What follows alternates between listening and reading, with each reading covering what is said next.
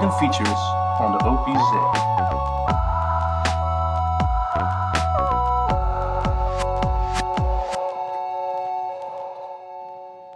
Number 1. I really noticed that the OPZ is a sequencer for performance. As you can tell by the following things I discovered, you can temporarily change the parameter settings. So if let's go to this one, this project, and go for the ARP, the arpeggio. So if we go to the parameters here, I can obviously change it, adding distortion here. But if I just want to keep the settings as they are, I can hold Shift and then change them on the fly. In this case, adding distortion. While I'm holding Shift, it's still gonna apply these settings.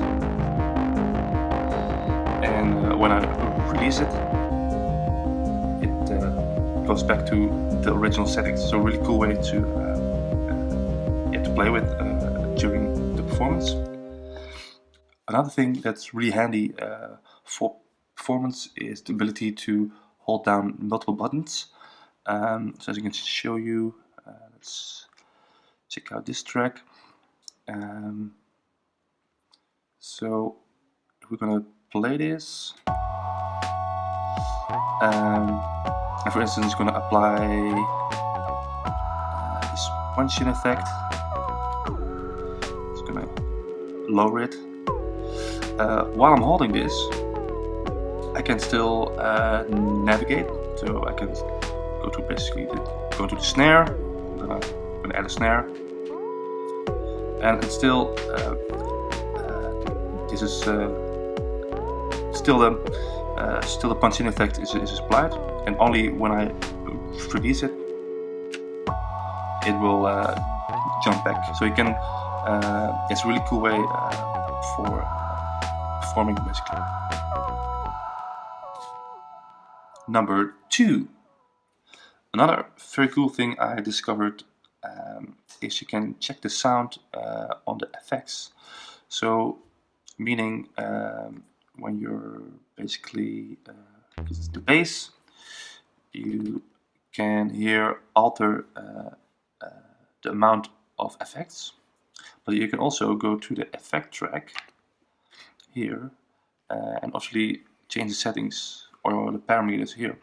But would be great to also hear what you're changing, and you're able to when holding Shift. So when you're holding Shift, you can see to which track the effects are applied to.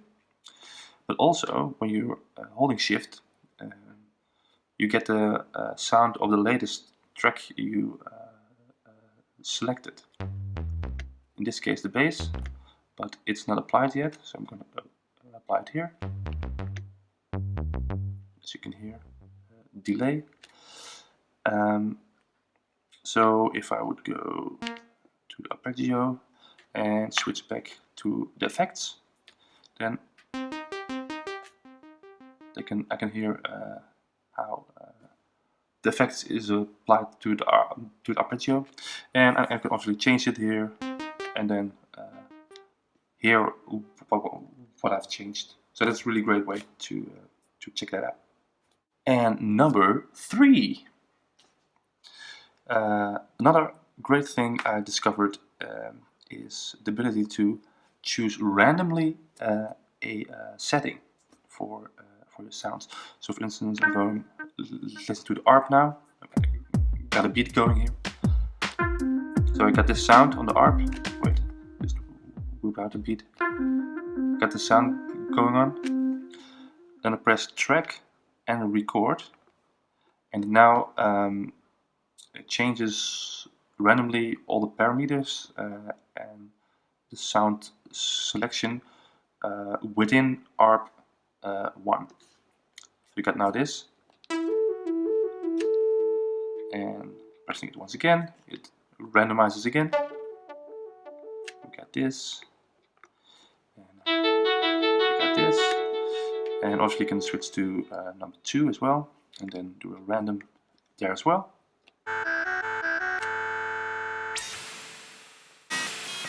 And then we got this.